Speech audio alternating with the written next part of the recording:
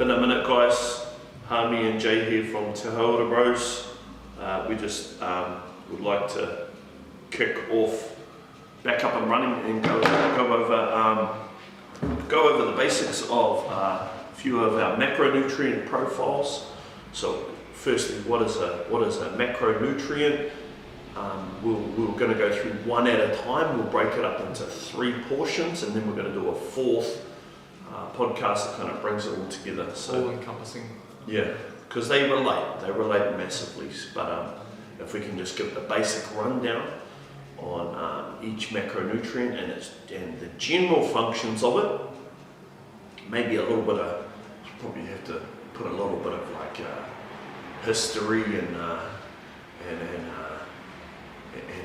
race specification in there for like different reasons. So, for example, we're going to just start off with protein.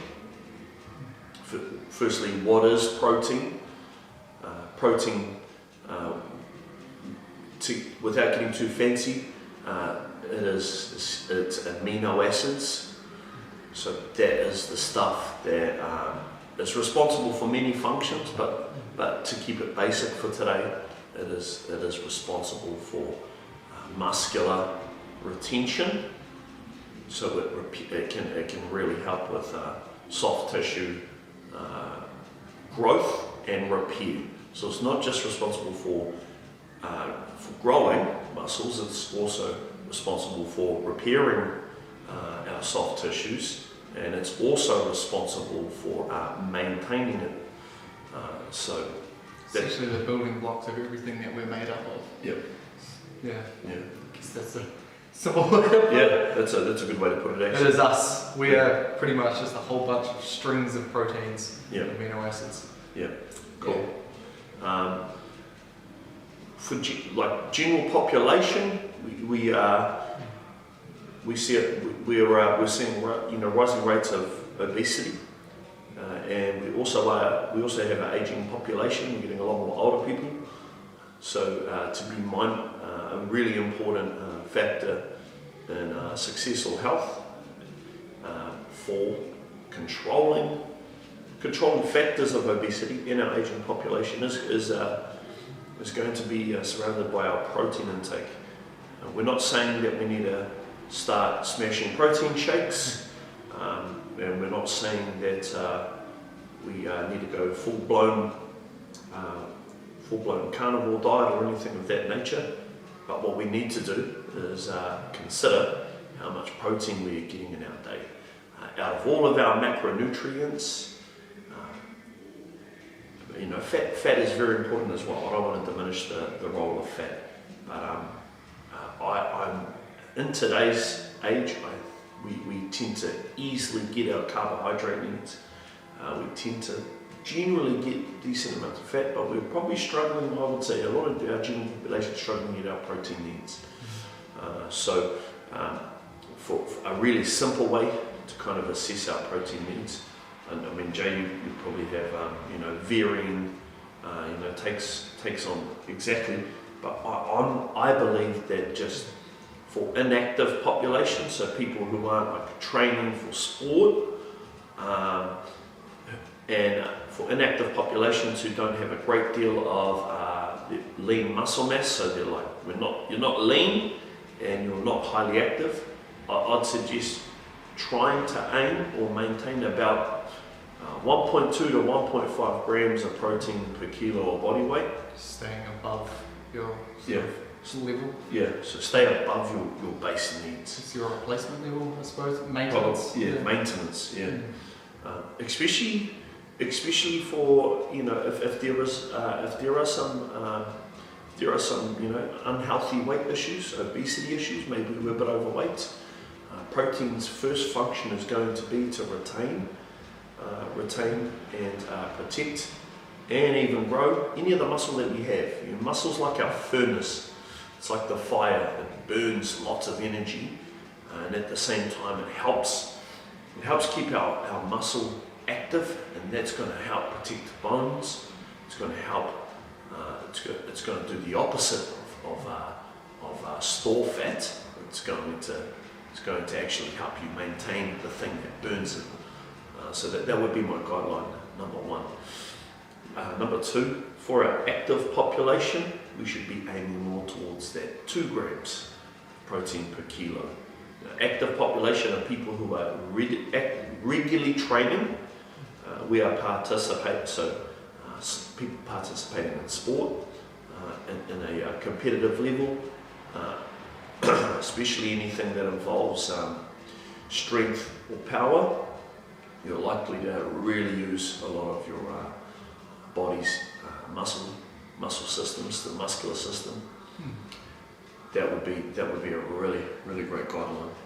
The more demand you place on your muscles or on your body, the more protein you're going to need to actually recover that, to replace that muscle and actually grow more muscle on top of that, so that next time you don't have as much trouble doing the same sort of work. That's where we've got that muscle growth or recovery or strength development, being able to better use better use more muscle to put out the same amount of work, so then you can use less energy. We probably the most contentious school of aspect of protein is our sources, in which there's going to always be a lot of debate over, because people get very ideological. They attach themselves to ideas. We have a lot of common ideas coming through here. There are anti-meat movements, veganism, or plant-based movements, but fundamentally, if people understood our human evolution alongside food, if we understood science, and if we also understood the function of micronutrients, so these aspects do require a fair bit of learning. And we also have to be objective and remove ourselves from having a bias towards things. But firstly, in my opinion, without subscribing to too much diet or dogma or ideology, animal sources are going to be our richest source. From an anthropological or historic perspective, particularly for Māori Pacific Island populations, the primary sources of protein have probably been from the sea. So a diet very rich in shellfish and fish. The Pacific people also had pretty intelligent means of fishing, and there was always plentiful fish. So for us,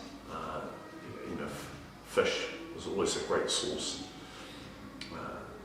Also, the benefits of animal-based products is how our body digests them and utilises them. They're highly bioavailable. The bioavailability is kind of like how accessible it is, how easy it is for your body to use it. Correct. Yeah.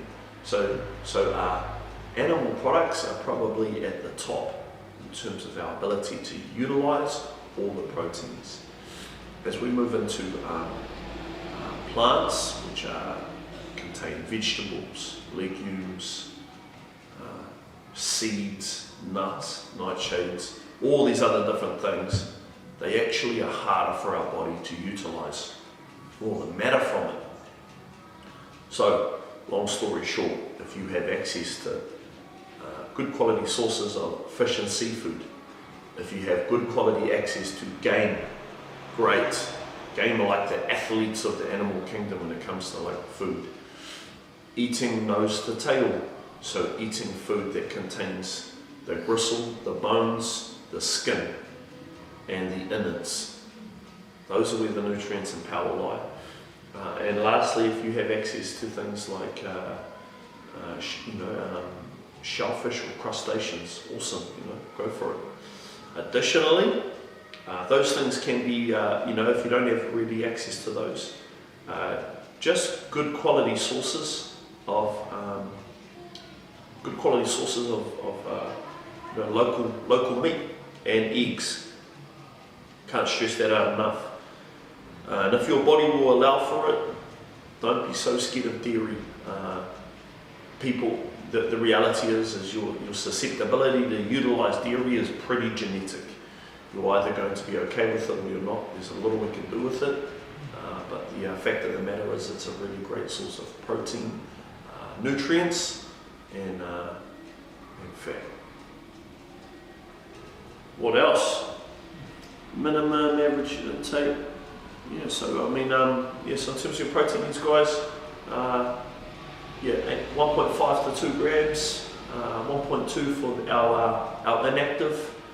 For our older people, you need to keep that protein up. If you don't, you're going to wear away the little muscle you do have. Keeping the protein levels up is going to sustain that little amount of muscle you have, keep you active, hopefully keep some muscle bellies there to protect your bones.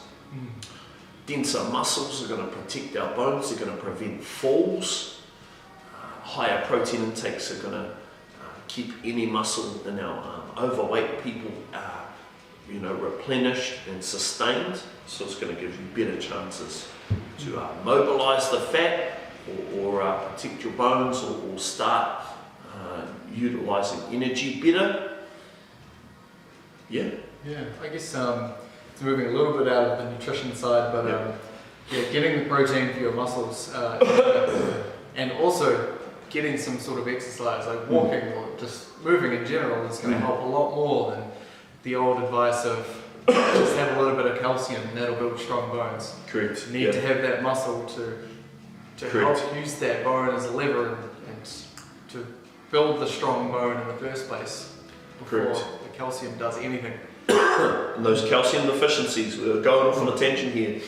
Your body is not going to actually increase its access to calcium. It's not going to make your bones denser unless you put stress on the muscle and the bones. Needs a good reason for it first. It needs a stimulus. The bones don't get dense sitting around just consuming. You actually need to put them under physical stress, and then the bones are going to demand the needs of calcium. Okay, so we put that in the bloodstream. The bloodstream's going to recognize the stress, and it's going to go, oh heck, that guy is doing some work. We need bigger, stronger bones, denser bones. So toughen up. Yeah. So all right, we'll utilize that calcium they're putting in the system. Okay. So putting the fuel in without giving the fuel a reason, it's not going to do anything. Okay, guys. So absolutely. You start with that small exercise. Yeah. All right. We've got a bit waffly and random there, whānau, but that's just our entry corridor for protein. Our Māori and Pacifica people, in my opinion, need to eat more protein. And our next topic, which we're going to move on to, we're probably going to get onto carbohydrates, probably sugars. Yeah, sugar, starch, gluten-based carbohydrates. So that'll be our next topic. Ciao, over and out.